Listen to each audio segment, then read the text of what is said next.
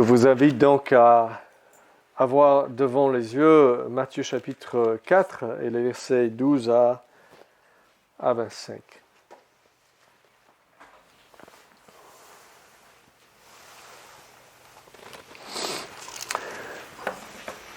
Nous avons lu donc tout à l'heure que dans le premier verset de ce passage, verset 17, dès lors Jésus commença, verset 12 plutôt, lorsqu'il eut appris que Jean avait été livré, Jean-Baptiste, Jésus se retira dans la Galilée.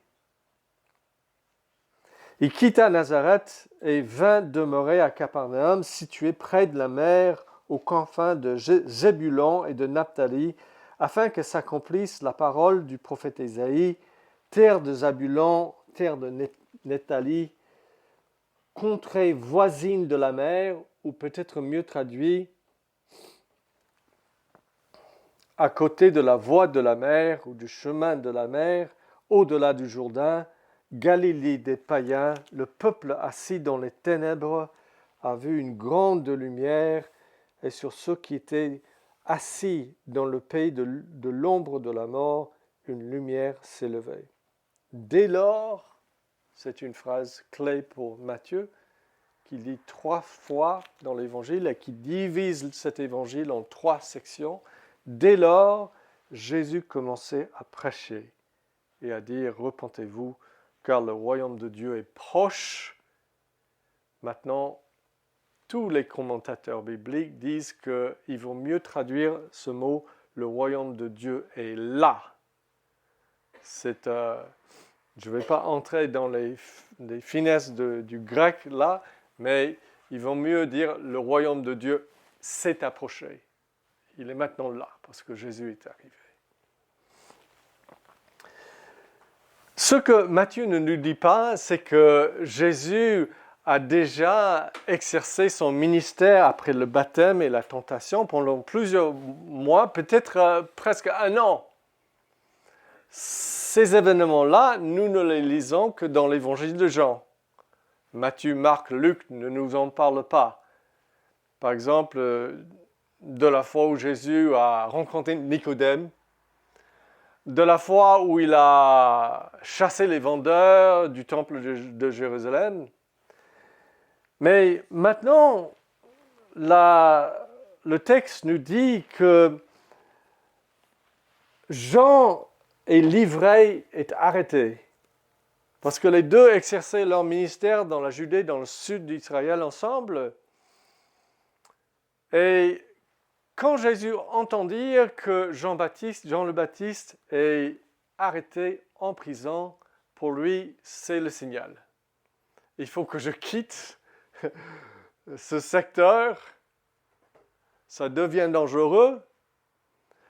Les pharisiens apprennent que Jésus fait plus de disciples que Jean. Et Jésus s'en va dans le nord d'Israël, dans la partie que nous appelons la Galilée. Et donc, le premier point de ce sermon, qui a 3 points, c'est la lumière brille dans le coin le plus ténébreux. Parce que Matthieu nous dit qu'il est allé dans cet endroit qu'il explique, qu'il décrit par 5 termes. Il nous parle de 5 parties de cet endroit du nord de la Palestine. Il dit que c'est donc aux confins de Zabulon et de Naphtali. Donc ça, c'est 2 tribus qui ont leur parcelle dans cette zone. Deuxièmement, il nous dit que c'est la contrée voisine de la mer, ou moi je vous ai dit que d'autres versions nous traduisent à côté de la voie de la mer. Ça, c'est parce que cet endroit se trouve juste à côté de la mer Méditerranée et d'un endroit qui est enfin une grande voie commerciale internationale qui vous permet d'aller soit en Afrique, soit en Europe, soit en Asie. C'est un endroit vraiment crucial à l'époque pour le commerce. Et il nous parle du fait que c'est la partie d'Israël qui est au-delà du Jourdain. Je crois il regarde ça comme un étranger qui va traverser le Jourdain pour entrer dans la Galilée. Et cinquièmement, il nous dit que cet endroit s'appelle le Galilée des païens. Galilée des païens. Et il nous dit que Jésus est allé là pour accomplir la parole d'Ésaïe, qui dit que dans cet endroit, le peuple qui est assis dans les ténèbres va voir une grande lumière. Alors, pourquoi est-ce qu'il dit que ce peuple, surtout dans la Galilée, c'est un peuple qui est assis dans les ténèbres? Dans la Bible, les ténèbres sont une métaphore pour l'erreur. Je suis dans les ténèbres, la confusion. Pour la dépravation, les ténèbres sont les péchés et le désespoir. Quand je suis dans la ténèbre, je n'ai pas d'espoir. Et ce peuple qui habite là, il faut le voir à l'époque où Jésus s'y rend, c'est un peuple mélangé entre juifs et païens. D'accord?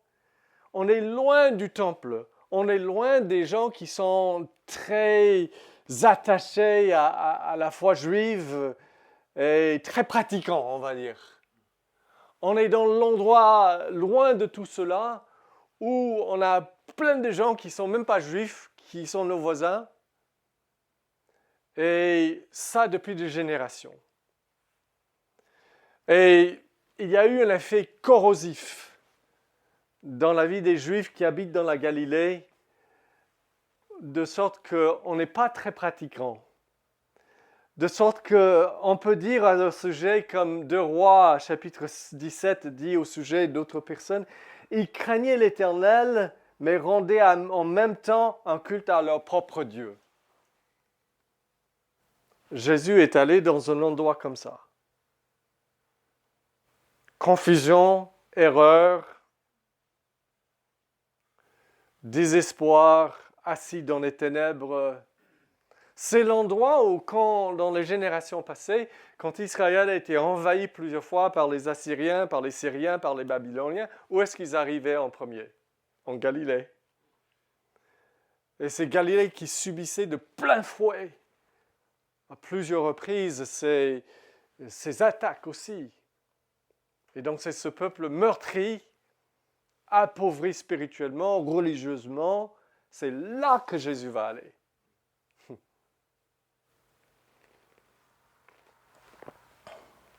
Qu'est-ce que cela nous montre?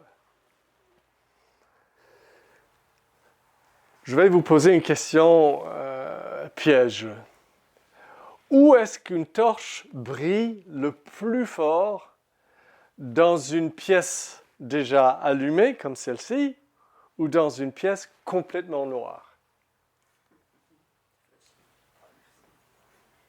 En fait, la torche brille de la même manière dans les deux, n'est-ce pas?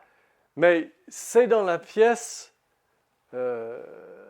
ténébreuse qu'on voit cette lumière, qu'on voit à quel point sa brillance est forte. Ah, nous comprenons pourquoi Jésus est allé là. Il veut révéler. Il veut montrer ce dont il est capable. Il veut montrer de quoi il s'agit, la grâce de Dieu. Est-ce que la grâce est seulement pour les gens qui sont un peu à moitié lavés? Qui ont un peu de bonté? Ou est-ce que l'évangile, la bonne nouvelle de Dieu, est-ce que le Dieu qui est là, c'est un Dieu qui vient vers tous, quel que soit votre passé, vous, quel que soit la bassesse de ce que vous avez vécu et fait, quel que soit votre désespoir. C'est ça justement que Matthieu veut nous dire en disant que Jésus accomplit l'Écriture qui dit que lorsque je vais venir, moi, Dieu incarné, je vais vous montrer ce que c'est que la grâce. Je vais aller vers les pires, vers les plus désespérés, et là, ils vont voir la lumière et ils vont se réjouir. Et nous voyons dans le début de son ministère, ce sont les gens là qui sont guéris, qui voient de nouveau, qui marchent de nouveau, qui entendent que c'est une année de la grâce, de la faveur de Dieu, du pardon. Et il y a beaucoup de joie. C'est fou, n'est-ce pas? Mais c'est pour nous dire que ce Seigneur, ce Sauveur qui est ressuscité, qui est là aujourd'hui, il peut vous atteindre là où vous êtes. Maintenant, Matthieu nous dit dans le verset 13 que Jésus quitta Nazareth et vint demeurer à Capernaum. Les deux villes sont en Galilée. Nazareth, c'était la ville où il avait grandi, vous vous rappelez, mais c'est un petit bled situé sur une colline.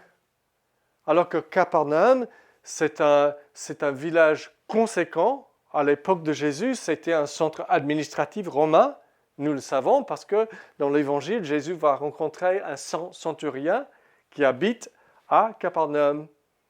Donc c'est le chef d'un régiment. Donc il y a un régiment romain là, ça doit être un centre administratif romain. Et là, Jésus bouge dans un endroit où son message peut rayonner dans toute la Galilée. Et nous voyons qu'il est dans la zone où on parle le chemin de la mer. Comme je vous ai dit, c'est cette grande route commerciale qui lie Asie, Afrique et l'Europe, et cette zone qui est appelée le Galilée des païens. Qu'est-ce que ça nous montre? Ça nous montre que dès le début de son ministère, le Seigneur pense à nous. Dès le début de son ministère, il veut être le sauveur de tous. Et Dieu le place là pour le début, pour que les choses soient claires.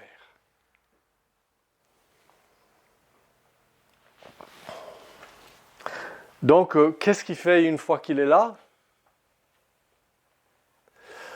Le texte nous dit, dans le verset 17, « Dès lors, dès qu'il est arrivé, l'Écriture est remplie, il est dans le bon endroit, les plus malheureux, les plus enténébrés. »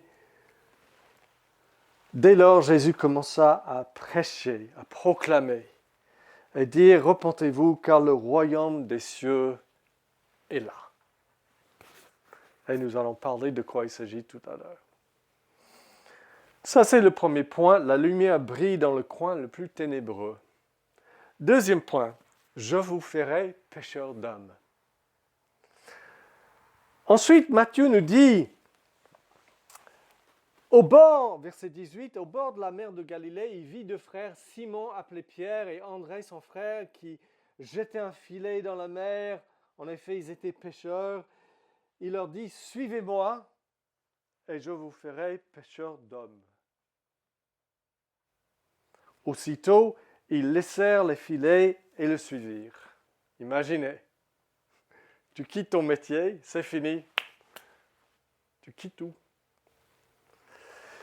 En allant plus loin, il vit deux autres frères, Jacques, fils de Zébédée, et Jean, son frère, qui étaient dans une barque avec Zébédée, leur père, et qui réparaient leurs filets. Ils ne faisaient pas de pêche comme les deux autres, mais ils le réparaient. Il les appela et aussitôt, ils laissèrent la barque et leur père et le suivaient. Maintenant, chers amis, vous devez savoir que ce n'est pas la première rencontre de Jésus avec ces quatre personnes. Dans l'évangile de Jean, nous apprenons que les quatre ont déjà passé du temps avec Jésus à Jérusalem, en Judée, des mois avant. Parce que les quatre, Jean, Jacques, et Pierre et André, était apparemment attaché à Jean le Baptiste. Donc il avait prêché, ils avaient fait le voyage, ils avaient resté certaines fois auprès de lui, et là ils avaient rencontré Jésus. Maintenant, Jésus les retrouve en Galilée, et donc il les appelle. Alors, que fait-il? Jésus les appelle avec autorité comme un roi. Vous êtes citoyenne de mon royaume, je suis le roi, vous allez quitter vos métiers, vous allez me suivre. Il vient tout simplement le dire. Alors, je me demande s'ils étaient étonnés de le voir en Galilée. N'est-ce pas? Ils sont en train de réparer leur filet un jour. Ah, il est là! Suivez-moi, et je ferai de vous des pêcheurs d'hommes. Nous voyons donc Jésus est complètement différent de tous les hommes que nous connaissons. Personne ne peut s'approcher de vous et dire une telle chose, n'est-ce pas? Mais le royaume de Dieu est là. Le roi est venu. Et il impose son autorité bienveillante. Ne craignez pas ça. Nous avons peur de l'autorité, n'est-ce pas? Surtout une telle autorité, tellement dominante. Mais il les appelle et les enlève de leur métier de pécheur pour faire d'eux des saints et des apôtres qui seront renommés jusqu'aujourd'hui 2026. Ne craignez pas l'autorité de Jésus. C'est une autorité qui bénit, qui transforme, qui élève. Et s'il vous appelle, et il vous appelle avec la même autorité, il vous dit « Suivez-moi, suivez-moi, et je vous ferai saint, fils de Dieu, fille de Dieu. » Mais quelle est cette tâche à laquelle il les appelle? Je vous ferai pêcheurs d'hommes. Ils comprennent très bien ce que c'est parce qu'ils sont déjà des pêcheurs, mais il dit que maintenant vous allez attraper des hommes et des femmes. Votre filet sera le message, la bonne nouvelle que Dieu aime les hommes, qu'il envoie un sauveur pour nous ramener à lui, pour nous donner le pardon et la vie éternelle. Et par ce filet, repentez-vous, le royaume de Dieu est là. Vous allez faire venir à moi, hommes et femmes, mes élus, qui croiront en moi. La nation d'Israël commence avec 12 hommes, des patriarches. Des gens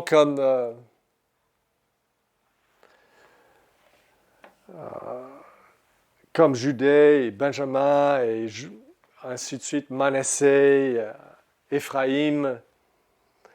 Le royaume de Dieu commence avec 12 apôtres qui vont jeter des filets de l'Évangile.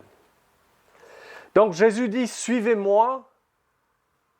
Il leur donne quelque chose à faire, un appel « Suivez-moi ». Et ne pensez pas que c'est comme je peux vous dire « S'il vous plaît, suivez Jésus ». Là, quand il dit « Suivez-moi », c'est littéral. C'est quitter, alors suivez-moi physiquement, venez avec moi désormais. Et après, dans l'histoire chrétienne, bien sûr, ça devient métaphorique que nous allons tous être des gens qui suivent Jésus. Mais pour eux, c'est aussi littéral, n'est-ce pas? Suivez-moi. Laissez tomber les filets là tout de suite. Même votre Père, suivez-moi, venez. Et Christ a l'autorité de nous dire, suivez-moi, suivez-moi.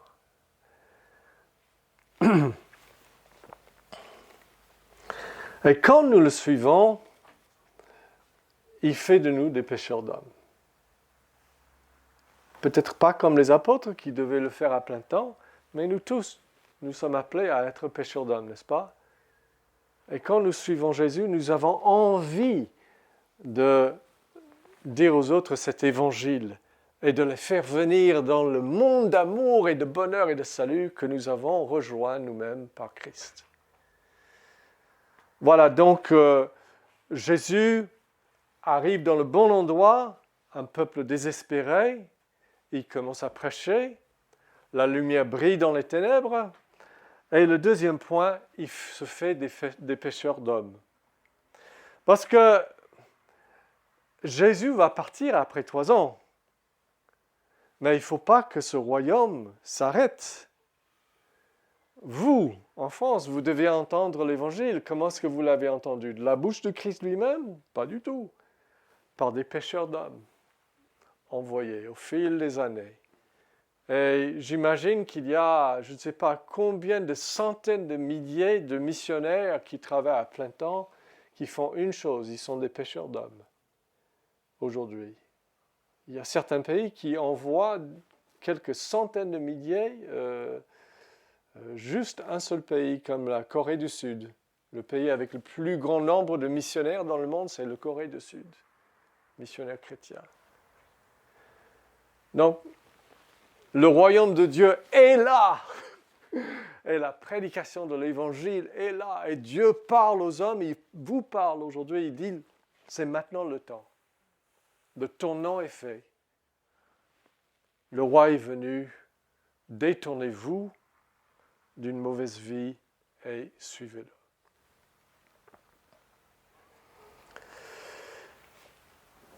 Maintenant, le troisième et dernier point, que ton règne vienne.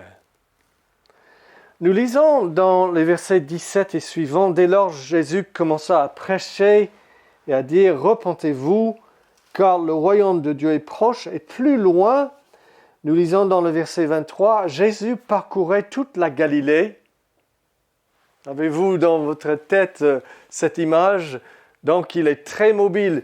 Il ne cesse d'aller de village en village, de grimper des montagnes, d'aller dans les vallées, de se déplacer, de dormir chaque fois dans un endroit différent. Parce qu'il a une passion. Il a un message, tous doivent entendre. Et pas seulement entendre, parce que nous lisons plus loin, Jésus parcourait toute la Galilée, il enseignait dans les synagogues, prêchait la bonne nouvelle du royaume, et guérissait toute maladie et toute infirmité parmi le peuple. Sa renommée se répandit dans toute la Syrie. La Syrie, on va dire, le département administratif de l'Empire romain dans lequel se trouve la Galilée. Il ne faut pas penser au pays de Syrie aujourd'hui. La Syrie englobe, oui, la Syrie, mais aussi la Galilée. D'accord? Et sa renommée va partout, au-delà d'Israël. Parce que nous lisons plus loin, on lui amenait tous ceux qui souffraient de maladies et de douleurs diverses, des démoniaques, des lunatiques, des paralytiques, et il les guérit. Des grandes foules le suivirent de la Galilée, de la Décapole, c'est une région à l'est du Jourdain, Décapole, les 10 villes, donc de Jérusalem, de la Judée et d'au-delà du Jourdain. Du sud, la nouvelle est venue jusqu'au sud d'Israël, à Jérusalem, et les gens viennent en foule. Il y a sans doute des milliers, et parfois, je pense, des dizaines de milliers de gens qui sont en foule et qui suivent Jésus-Christ. Et il y a des guérisons incroyables. Des aveugles-nés voient, des paralytiques marchent, des démoniaques sont délivrés et retrouvent leur bon sens. C'est juste incroyable et tout le monde en parle. C'est le moment formidable du début du ministère de Jésus, avant que la persécution des pharisiens commence vraiment à peser sur lui, avant que beaucoup d'opposition se lève contre lui. Mais ce que nous voulons comprendre, c'est ce royaume des cieux. Le message qu'il prêche quand il va de village en village, c'est « Repentez-vous, car le royaume des cieux est là. Qu'est-ce que ça veut dire? Le royaume des cieux, c'est la même chose que le royaume de Dieu dans les deux autres évangiles synoptiques. Donc Marc et Luc utilisent plutôt le terme le royaume de Dieu. C'est la même chose. Et c'est pas vraiment le royaume de Dieu. Les théologiens nous disent qu'ils vont mieux traduire ça le règne de Dieu. C'est pas un endroit comme un royaume, c'est une action. Le règne de Dieu est venu, est là. Donc, Dieu avait promis dans les prophètes que le Messie viendra, et quand il viendrait, il imposerait son règne. Pourquoi? Parce que notre problème, c'est quoi? Notre problème, c'est que avant Jésus, nous sommes sous l'emprise de notre règne, tout simplement. Il y a quelque chose d'autre qui nous tient, nos addictions, nos péchés, notre égarement de Dieu, nos fausses croyances. L'humanité est sous l'emprise d'un autre Dieu, n'est-ce pas? Ça explique le monde d'aujourd'hui. Et la seule manière d'être sauvé d'un homme fort, c'est qu'un autre homme plus fort vienne le lier. Et c'est exactement ce que Jésus dit. Il dit, personne ne peut donc dépouiller un homme fort à moins qu'il lie cet homme fort. Et Jésus vient avec autorité royale, comme un roi, comme quelqu'un qui règne, parce que les hommes se sont mis sous l'emprise d'un autre. Et l'espoir pour vous et moi, c'est justement que Christ vienne régner et délivrer et délier nos vies. Et c'est ça qu'il promet. Vous avez besoin d'un maître, mais pas d'un maître qui commande, un maître qui sauve et commande.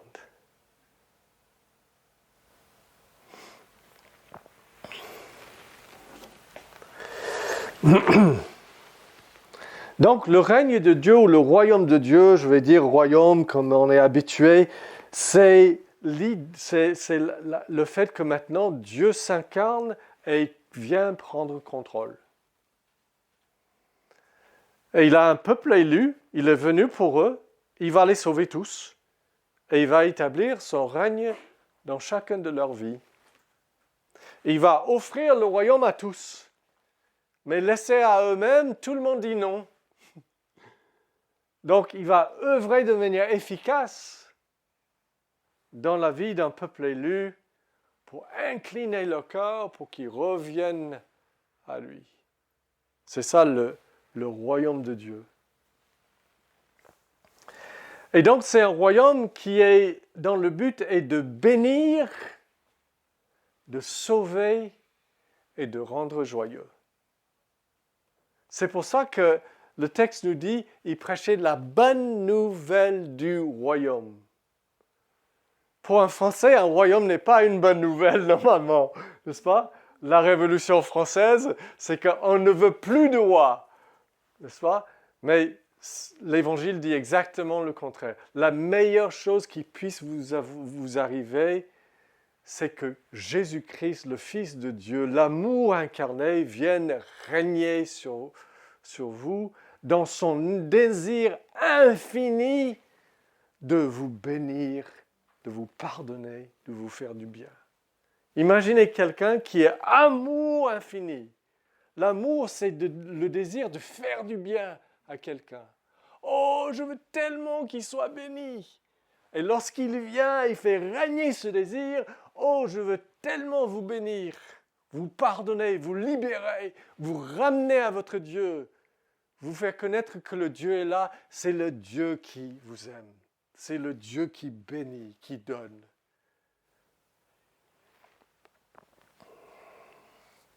Donc Jésus dit à un moment donné, si c'est par le doigt de Dieu que je chasse les démons, alors le royaume de Dieu est venu parmi vous.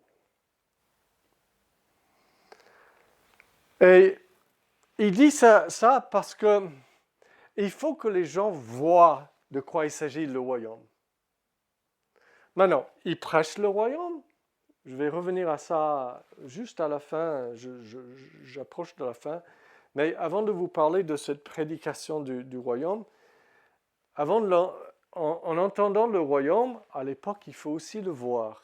Et donc, nous lisons que Jésus parcourait, verset 23, toute la Galilée, il enseignait dans les synagogues, il prêchait la bonne nouvelle du royaume et il guérissait toute maladie et toute infirmité parmi les peuples. On lui amenait ceux qui souffraient de maladies, de douleurs diverses, des démoniaques, lunatiques, paralytiques, il les guérit. Et la Bible dit que ces miracles sont des signes. Souvent, le Nouveau Testament n'emploie pas le mot miracle, mais le mot signe. Parce que ça nous signale de quoi il s'agit le royaume de Dieu. Les miracles sont un signe pour nous montrer à quoi ressemble le royaume final qui viendra un jour. Parce qu'un jour, tous ceux qui croient en Jésus seront délivrés de toute maladie, de toute confusion, de toute ténèbres, même de la mort. En fait, la Bible nous dit que si nous voulons un portrait du royaume final, Jean dit « Je vis dans une vision un nouvel ciel et une nouvelle terre, car le premier ciel et la première terre avaient disparu et la mer n'était plus. Et je vis descendre du ciel, c'est le royaume final, d'auprès de Dieu la ville sainte, la nouvelle Jérusalem, prête comme une épouse qui s'est parée pour son époux. J'entendis du trône une voix forte qui disait « Voici le tabernacle de Dieu avec les hommes, il habitera avec eux, ils seront son peuple, et Dieu lui-même sera avec eux. » Écoutez bien, le royaume final. Il essuiera toutes larmes de leurs yeux, aucune tristesse, la mort ne sera plus, il n'y aura ni deuil, ni cri, ni douleur, car les premières choses ont disparu. Celui qui est assis sur le trône dit « Voici, je fais toutes choses nouvelles. » Écrit, car ces paroles sont certaines. Et dans un autre passage, il dit, écoutez, un court passage, il me montra le fleuve d'eau de la vie, limpide comme du cristal, qui sortait du trône de Dieu et de l'agneau. Au milieu de la place de la ville et sur les deux bords du fleuve se trouve l'arbre de la vie qui produit 12 récoltes et donne son fruit chaque mois. Les feuilles de l'arbre servent à la guérison des nations. À la guérison des nations. Donc, lorsque Jésus guérit, il est en train de montrer à quoi ressemble le royaume si on y arrive un jour. Je vais vous donner un petit échantillon maintenant qui ne va pas durer, c'est juste un échantillon pour que vous voyez ce que vous aurez éternellement si vous entrez dans le royaume par la foi en moi. Vous voulez savoir comment la vie est sous le mandat de Jésus-Christ, notre président, notre roi? C'est comme des ondées qui descendent sur un terrain fauché. C'est la faveur de Dieu, la miséricorde, la pitié pour nos détresses, le pardon pour nos péchés. On est juste, Jean dit, nous avons vu sa gloire comme la gloire du Fils de Dieu, venu du Père, pleine de grâce et de vérité. Et nous avons reçu de sa plénitude et grâce sur grâce. Grâce sur grâce. C'est ça en Galilée, en ce moment-là. Grâce sur grâce. Grâce sur grâce. Ce qu'on a vu hier, on pensait que c'était le plus grand. Mais aujourd'hui, on a vu mieux. Et il va d'endroit en endroit, faisons le bien, enlevant la tristesse, toute larme est essuyée en Galilée. C'est incroyable. C'est ça que Dieu fait. veut faire pour les hommes. C'est ça le sens de son règne. C'est ça la vie sous son mandat. Il est mon maître et mon Seigneur. C'est ça. C'est tout ce qu'il voulait faire. Il voulait pardonner, réconcilier, vous transformer, vous ramener à lui, vous enlever de l'immoralité, de l'égoïsme, de l'orgueil, de la cupidité, et vous amener dans une vie de pureté, de nobilité, de noblesse, de fidélité, de droiture, d'amour. C'est ça le royaume de Dieu. La dernière chose que je dois vous dire, c'est simplement que Jésus prêche et dit, il montre à quoi ressemble le royaume de Dieu. Et vous allez vous dire, mais Jésus n'est pas là, on n'a pas ces guérisons maintenant. Vous les aurez si vous entrez dans le royaume, vous les aurez quand vous arrivez au paradis. Vous aurez tout cela. Il ne fait pas pour vous une guérison ici-bas. Peut-être, parfois il en fait, mais ce n'est pas le moment de ça maintenant, surtout. Qu'est-ce qu'il fait pour vous? Il est mort pour vous. Il meurt. Et ça, c'est pour chacun de vous. Ce n'est pas pour certains comme les miracles. Il est mort afin d'être un sauveur qui s'offre à vous et qui dit tout est accompli. La condamnation, la culpabilité que vous avez, les péchés, j'ai pris soin de tout cela. C'est enterré. Venez à moi et soyez pardonnés. Soyez complètement maintenant justifiés devant Dieu. Réglés vis-à-vis de Dieu pour toujours. C'est ça aussi le royaume de Dieu. Parce que Dieu, le Seigneur vient mettre son emprise sur les hommes physiquement.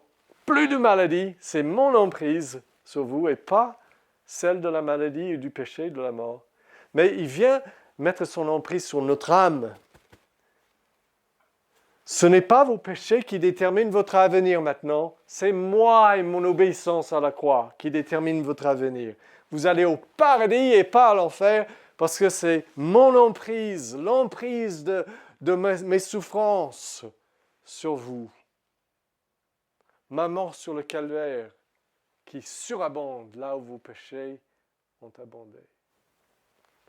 Donc le Seigneur nous appelle, chacun de nous, chacun de vous, si vous n'avez pas encore répondu, il dit, repentez-vous.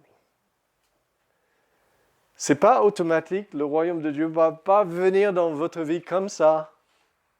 Il y a une réponse. Et c'est vous qui devez vous rendre au Christ.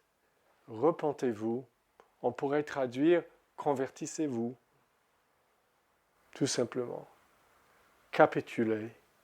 Faites confiance. Que Christ soit maintenant celui qui a l'emprise sur tout dans votre vie.